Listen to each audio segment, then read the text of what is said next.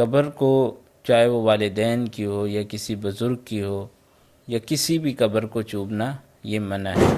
البتہ جو عام رواج ہوتا ہے، یعنی بازار میں جو ایک ریٹ چل رہے ہیں، تو اس سے بہت زیادہ منافع لینا یہ مروت کے خلاف ہے۔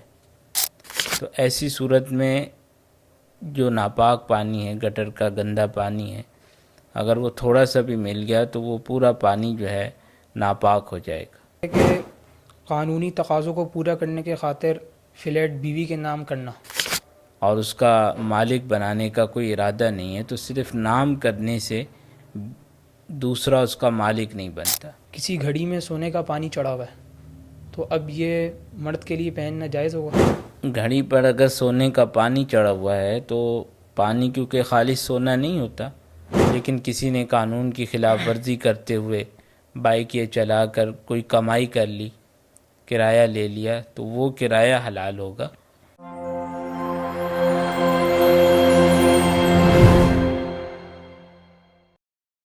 السلام علیکم، میں ہوں ودین الہی۔ الرحمان اکیڈمی کے پروگرام آپ کے مسائل کے حل میں خوش آمدید۔ آپ صلی اللہ علیہ وسلم نے فرمایا کہ جس شخص نے کسی کو ہدایت کے راستے میں بلایا تو اس کے لیے اتنا ہی اجر ہوگا جتنا اس پر عمل کرنے والے کے لیے ہوگا۔ تو اس سلسلے میں ہمارے پاس کچھ مسائل ہیں جس سے ہم استفادہ کرتے ہیں علماء کرام سے۔ تو آج ہمارے ساتھ موجود ہیں مفتی طاہر صاحب۔ السلام علیکم ورحمۃ اللہ وبرکاتہ۔ وعلیکم السلام ورحمۃ اللہ وبرکاتہ۔ مفتی صاحب، پہلا سوال یہ ہے کہ سونا چاندی کی بے روپوں کے یعنی پاکستانی کرنسی کے یا کوئی بھی کرنسی کے بدلے کرنا، تو اس میں بے صرف کے حکام جاری ہوں گے یا یہ عام بے ہے؟ اس میں کیا ہے؟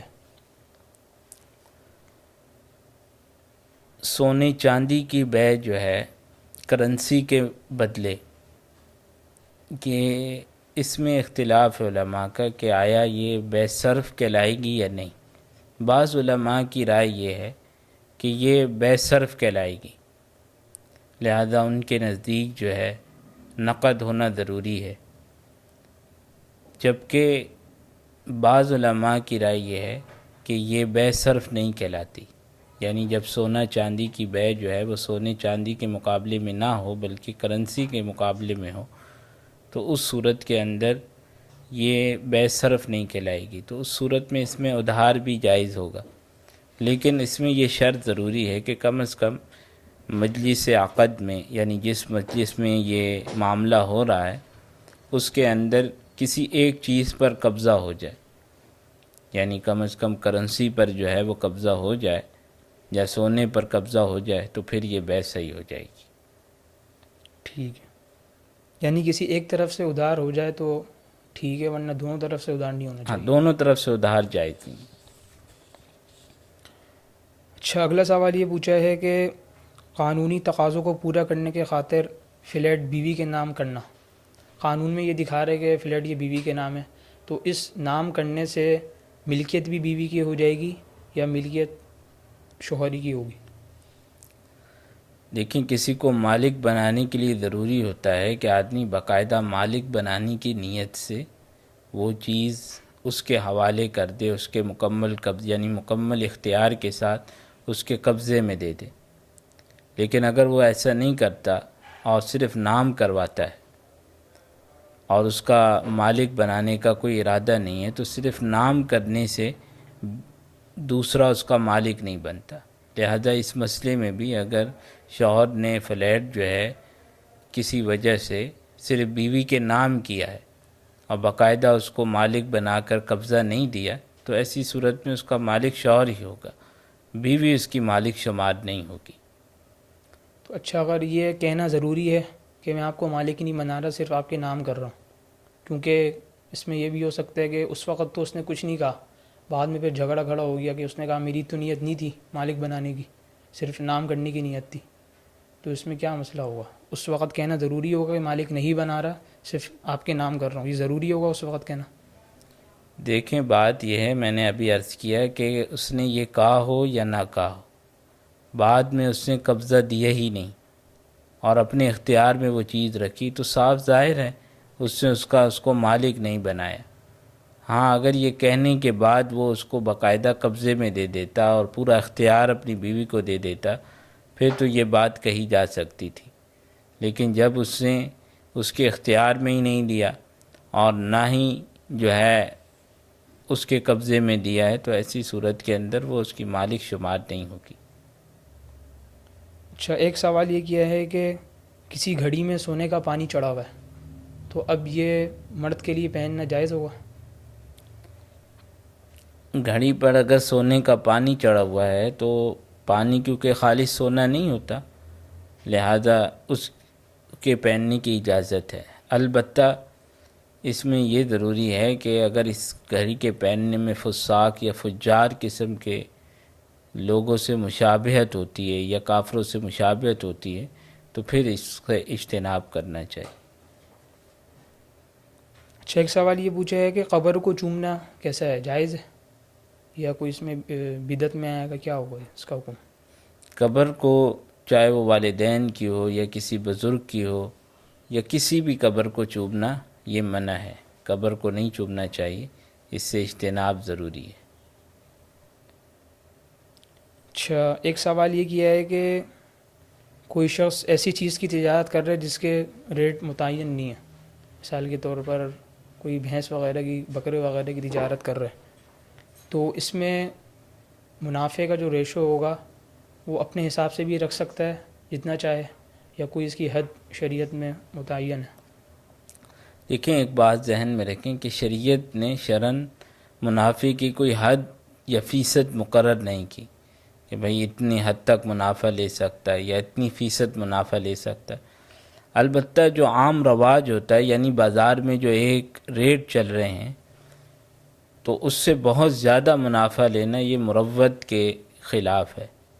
لیکن اگر کسی نے جو ہے باہمی رضامندی سے معاملہ کر لیا اور زیادہ ریٹ اس پر باہمی رضامندی سے طے ہوگا تو اس میں بھی وہ بیع جائز ہے اور اس کی جو نفع ہوگا وہ حلال ہے۔ لیکن بہتر یہ ہے کہ جو مارکیٹ چل رہی ہے اس سے بہت زیادہ آدمی منافع نہ لے۔ اچھا، بعض اوقات ایسا بھی ہوتا ہے کہ کچھ چیزوں میں حکومت ریٹ متعین کر دیتی ہے، تو اب اس میں بڑھا کے بیچنا جائز نہیں ہوگا، اسی ریٹ میں بیچنا ضروری ہوگا؟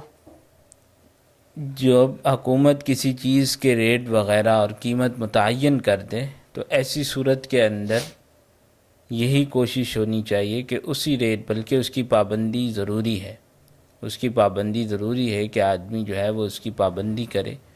لیکن اگر کسی نے زیادہ بیچ دیا یعنی خلاف ورزی کرتے ہوئے تو خلاف ورزی کا گناہ تو ہوگا اس کو، لیکن اس سے جو اضافی قیمت لیے وہ حرام نہیں ہوگی۔ ٹھیک ہے۔ اچھا، ایک سوال یہ پوچھا ہے کہ حائضہ اور نفاس والی عورت کا میت کو دیکھنا یہ شرعاً درست ہے؟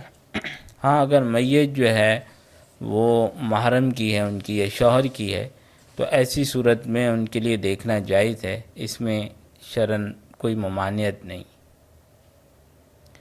اچھا، شوہر چہرہ دے سکتا ہے اپنی، جو اس کی بیوی کا انتقال ہو گیا اگر، تو شوہر چہرہ دیکھ سکتا ہے یا بیوی دیکھ سکتی ہے اگر شوہر کا انتقال ہو گیا؟ جی، بیوی بھی دیکھ سکتی ہے اور شوہر بھی اپنی بیوی کا چہرہ دیکھ سکتا ہے، اس کو اس بات کی اجازت ہے۔ البتہ شوہر جو ہے وہ چھو نہیں سکتا انتقال کے بعد۔ اچھا، ایک سوال یہ پوچھا ہے کہ وراثت میں ایک مکان چھوڑا کسی نے اور اس کی ایک بیوہ ہے، 2 بیٹے ہیں اور 2 بیٹیاں ہیں، تو اب ان میں وراثت ترکہ کس حساب سے تقسیم ہوگا؟ ایک بیوہ ہے، 2 بیٹے ہیں اور 2 بیٹیاں ہیں۔ ان کا ترکہ اس طرح تقسیم ہوگا کہ 8واں حصہ تو بیوہ کو دے دیا جائے گا اور اس کے بعد جو باقی بچے گا اس کے جو ہے 6 حصے کر لیے جائیں گے، 2 حصے جو ہے ہر بیٹے کو مل جائیں گے اور ایک حصہ دونوں بیٹیوں کو مل جائے گا۔ جزاک اللہ۔ اچھا، ایک سوال یہ پوچھا ہے کہ اگر کسی شخص نے روزوں کی نظر مانی کہ میں 1 مہینے کے روزے رکھوں گا، اب رمضان بھی آ گیا، اب اس کے نیت اس نے یہ کر لی کہ چلو رمضان چل رہا ہے، رمضان کے بھی روزے ہو رہے ہیں ساتھ، اور جو میں نے نظر مانی تھی اپنے اوپر جو واجب کیے تھے روزے، اس کی بھی نیت کر لیتا ہوں، تو یہ دونوں روزے ادا ہو جائیں گے یا کون سے روزے ادا ہوں گے؟ رمضان کے ادا ہوں گے یا نظر کے؟ دیکھیں اس کے اندر یہ بات یاد رکھیں کہ رمضان کے جو روزے ہیں، اسی طریقے سے جو نظر اس سے مانی ہے، تو جو نظر اس سے مانی ہے ان روزوں کی الگ سے نیت کر کے الگ سے وہ روزے رکھنے چاہیے۔ رمضان کے ہی روزوں میں ان کی نیت نہیں ہو سکتی، بلکہ رمضان مبارک میں جو رمضان کے فرض روزے ہیں انہی کو ادا کرنا ضروری ہے۔ اس کے بعد کسی اور وقت جو ہے وہ باقاعدہ نظر کی نیت کر کے وہ روزے رکھ لے۔ تو اب اگر کسی شخص نے نظر کی بھی نیت کر لی تو اب کون سے روزے ادا سمجھے جائیں گے؟ وہ اس کے رمضان کے روزے ادا ہوں گے۔ رمضان کے روزے، ٹھیک ہے۔ اچھا، اگلا سوال یہ پوچھا ہے کہ پانی کے ٹینکر جو ہوتے ہیں، اگر اس میں تھوڑا سا ناپاک پانی یا گٹر کا پانی جو بھی ناپاک پانی ہوتا ہے وہ مل جائے تو اب اس کو پاک کرنے کا کیا طریقہ ہوگا؟ یعنی آپ یہ پوچھنا چاہ رہے ہیں جو گھروں میں پانی جو ٹینکر، جو گاڑیاں آتی ہیں نا ٹینکر، جی اگر اس میں ناپاک پانی مل جائے؟ ٹینکر جو ہوتے ہیں اگر ان کے اندر ناپاک پانی مل جائے تو اگر جو ہے وہ ٹینکر جو ہیں ان کا جو مجموعی رقبہ ہے وہ اگر 225 اسکوائر فٹ سے کم ہے تو ایسی صورت میں جو ناپاک پانی ہے، گٹر کا گندا پانی ہے، اگر وہ تھوڑا سا بھی مل گیا تو وہ پورا پانی جو ہے ناپاک ہو جائے گا۔ اور اگر جو ہے وہ 225 اسکوائر فٹ ہیں یا اس سے زیادہ ہیں تو ایسی صورت کے اندر ناپاک چیز صرف ملنے سے ناپاک نہیں ہوگا، البتہ اگر ان کے اندر جو ہے اس کی بو آ گئی یا رنگ آ گیا نجاست کا تو ایسی صورت میں وہ ناپاک شمار ہوں گے۔ اب ان کو پاک کرنے کا طریقہ، جو ٹینکر ہیں ان کو تو ظاہر ہے پانی نکال کر ان کو دھویا جائے گا تو وہ ٹینکر پاک ہو جائیں گے۔ رہی بات پانی کی، اگر اس پانی کو کسی طرح جو ہے جاری کر دیا جائے تو اس صورت کے اندر یہ پانی جو ہے وہ بھی پاک ہو جائے گا۔ جاری کرنے کا مطلب یعنی کہ کس طرح جاری کر دیا جائے؟ اگر کوئی چھوٹا ٹینکر ہے تو کیسے اس کو پانی کو کیسے پاک کیا جائے گا؟ پانی کو پاک کرنے کی صورت یہ ہے کہ اس ٹینکر کے اندر جو ہے وہ اوپر سے پانی ڈالا جائے اور دوسری طرف سے اس کا نل جو ہے وہ کھول دیا جائے تو وہ پانی جو ہے وہ جاری ہو جائے گا، اور جاری ہونے کے بعد جو ہے وہ پانی جو ہے پاک ہو جائے گا، اور پانی جب پاک ہو جائے گا تو اس صورت میں وہ ٹینکر بھی پاک ہو جائے گا، یعنی پورا مکمل ٹینکر اس صورت میں پاک ہو جائے۔ اچھا، یہی مسئلہ گھر کے ٹینک میں بھی ہوگا؟ جو نیچے ٹینک بنے ہوئے ہوتے ہیں گھر کے اندر، تو اگر وہ چھوٹے ہیں مثال کے طور پر تو اس کو پاک کرنے کا بھی یہ طریقہ ہوگا؟ جی، اس کو بھی پاک کرنے کا طریقہ یہ ہوگا کہ ایک طرف سے پانی ڈالا جائے اور دوسری طرف سے جو ہے وہ نل وغیرہ سے پانی جو ہے نکالنا شروع کیا جائے، تو جب وہ پانی ایک طرف سے جا رہا اور دوسری طرف سے نکلنا شروع ہو جائے تو وہ پانی جاری پانی کے حکم میں ہو جائے گا، تو اس طرح بھی پاک ہو جائے گا۔ اچھا، ایک سوال یہ پوچھا ہے کہ اگر ڈبل سواری بھی پابندی لگ جائے تو اگر کسی شخص کا کاروباری مثال کے طور پر بائکیں چلا رہا ہے وہ اور ڈبل سواری پہ پابندی لگی ہوئی ہے تو اس کے لیے کیا ہوگا؟ اس کو گناہ ملے گا؟ دیکھیں، جب حکومت جو ہے کوئی جائز قانون بناتی ہے تو اس کا قانون کی پابندی سب پر لازم ہوتی ہے۔ اگر کوئی آدمی جو ہے اس قانون کی خلاف ورزی کرتا ہے تو جس طرح وہ قانون میں مجرم شمار ہوتا ہے اسی طرح وہ شرعاً بھی مجرم شمار ہوگا، گناہ گار ہوگا۔ تو ایسے موقع پر جو بائکیا وغیرہ ہوتے ہیں اگر اس قانون کا اطلاق ان پر بھی ہوتا ہے تو ایسی صورت کے اندر ان کو بھی اس قانون کی پابندی کرنی چاہیے۔ لیکن کسی نے قانون کی خلاف ورزی کرتے ہوئے بائک یہ چلا کر کوئی کمائی کر لی، کرایہ لے لیا، تو وہ کرایہ حلال ہوگا، لیکن اس قانون کی بلا وجہ خلاف ورزی نہیں کرنی چاہیے۔ بہت بہت جزاک اللہ مفتی صاحب، اجازت چاہوں گا۔ اللہ تعالی ہم سب کو مسائل سیکھ کر اس کو سمجھ کر عمل کرنے کی توفیق عطا فرمائے۔ السلام علیکم ورحمۃ اللہ وبرکاتہ۔